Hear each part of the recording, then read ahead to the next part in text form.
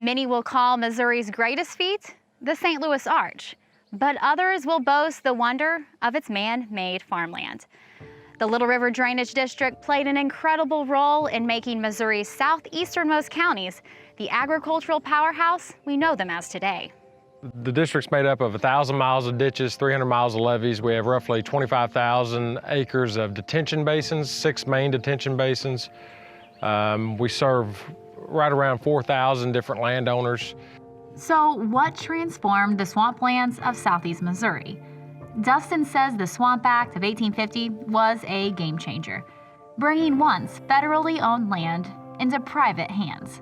The land was timbered, bringing railroads and jobs to the area. At the turn of the century, the next question was what to do with the land, now that there was no value in the bottomland hardwood timber. The Little River Drainage District was formed in 1907. 66 million yards of material was moved, and around $9.5 million was spent on the creation of the project. A massive undertaking for the time.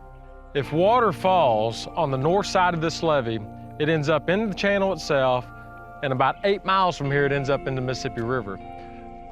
On the south side of the levee, if water falls at this point, it has to travel through the Little River system all the way down into Arkansas, down to Helena, 215 miles away before it goes back into the Mississippi River. Since its creation, a board of supervisors, who are elected landowners, serve as the governing body. Even to this day, board members represent a legacy of Boot Hill landowners. My great-grandfather got a chance to buy a farm in an area that's part of the Little River Drainage District now and started clearing the stumps and converted it into farmland.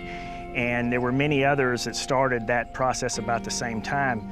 Our role is to is two things. One, to set policy for the district and oversee the operation of the district, and then two, to set the fees. In other words, our district is funded by the people who own land in the district, and there's a certain amount of drainage fees per acre that we collect, and so our board is both responsible for setting that fee and then administering it and seeing that it's spent wisely. As chief engineer, one of Dustin's jobs is to continually update, maintain, and ensure efficiency.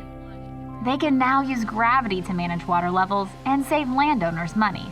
As Little River Drainage District plans for the future, Dustin said their greatest challenge is the increase of high-intensity, short-duration rainfall patterns. So to accommodate that, making sure that the channels are operating at the highest efficiency they can, that's something that we can do to make sure that we're getting that water downstream, coordinate with our partners, coordinate with the Corps to make sure that, decisions that were made in the 70s, is that still adequate for today? We have new technology available. Can we utilize that new technology to make smarter decisions? So those are the things we're working on to make sure that Little River is prepared for the future. The making of the Little River Drainage District moved more dirt than the making of the Panama Canal.